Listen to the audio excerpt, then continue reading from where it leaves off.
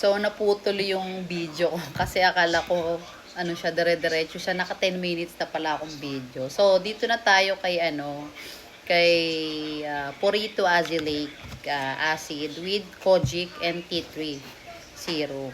So, nakaka-help din to for pimples, diba? So, ayan na yung aking mga bagong magagamit.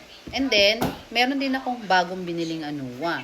So, meron akong toner na ginagamit, but as I've said nga, medyo ano nga yung pimples ko ngayon, parang bungang araw ang style, ganun siya. Dito siya, tapos sa liig, tapos dito. So, hindi nyo makita kasi naka-filter ako diba? So, ito naman binubuksan ko is si Anoa 2 Plus BHA2 Ceramides. So, ito naman ay Gentle Exfoliating Toner. So, toner naman siya. So, ito talaga yung good sa mga may pimples. So, ang plano ko, ito muna yung gamitin ko. Sorry. So, ito muna yung gagamitin ko for this week hanggang sa maayos yung pimples ko. Kasi nga, hindi ko alam bakit nag-breakouts ako Siguro dahil may problema ba, or dahil puyat, or dahil stress, or dahil sa ininom kong milk. So, hindi ko lang alam bakit ganun. Dami nga niya ngayon. Gugulat nga ako Ang kati-kati pa sa mukha. So, ito ay gagamitin kong toner. So, ang gagamitin ko sa face ko, number 1 is itong si cleansing foam. And then, after ko mag-cleansing foam is, syempre, magto-toner tayo. So, ako pag nagto-toner ako, hindi ako gumagamit ng cotton na yung malapad. Inaano ko lang siya dito sa kamay ko, tapos gaganyan-ganyanin ko lang siya. Parang sinasampal-sampal ko lang yung mukha ko, ganyan lang to. Pag medyo natutuyo na siya, of course, syempre, lalagyan na natin siya ng serum. So, pwedeng ito yung ilagay ko ngayon kasi nga, nakaka-help din to mag-calm ng face ko ngayon And then, pwede nating ilagay to. So, pwede namang whichever kung sinong mauna. But parang tingin ko hindi ko pa na-check kung mas malapot ba to or ito Kasi nga first time ko lang gagamitin. Ay, ito. Parang ano siya. Parang mas watery siya. So, pag watery, mas mauuna siya na ilalagay sa face. After toner, ito na yung muna ilalagay ko.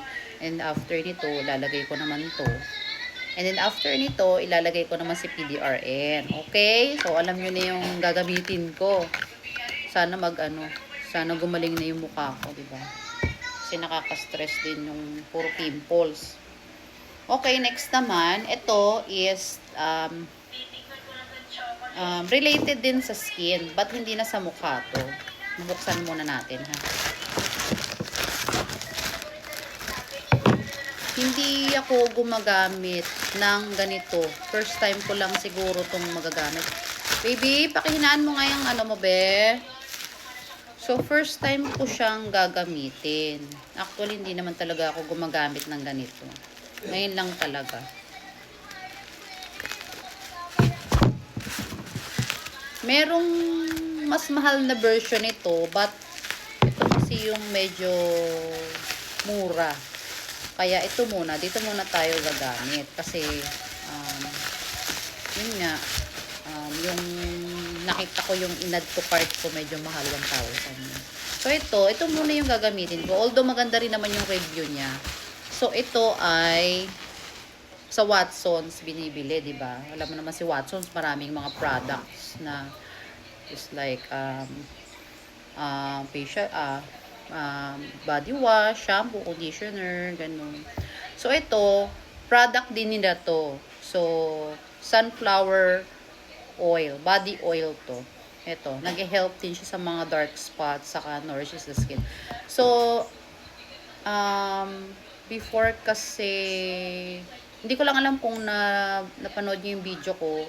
So, ang ginagamit ko lang kasi talaga lotion. So, lotion na Vaseline, saka yung Lux na retinol na lotion sa gabi.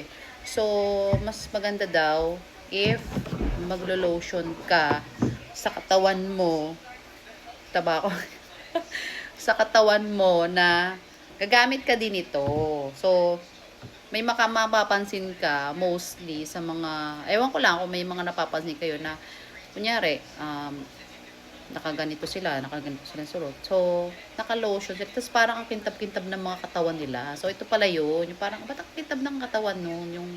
Yung skin, kintab. So, naglalagay pala sila ng body oil. Ito pala yung ginagamit nila. So, ito muna yung binili ko. Mura lang siya. Less than 300 lang. So, nabili ko siya kasi naka-sale. Pero kung hindi naka-sale, siguro 300 plus ganun. So, yung isa kasing product na gusto ko, nasa 1,000.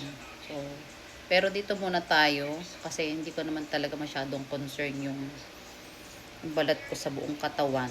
Kasi nga, okay naman ako sa lotion at nilalagay na glycolic sa aking mga dark areas.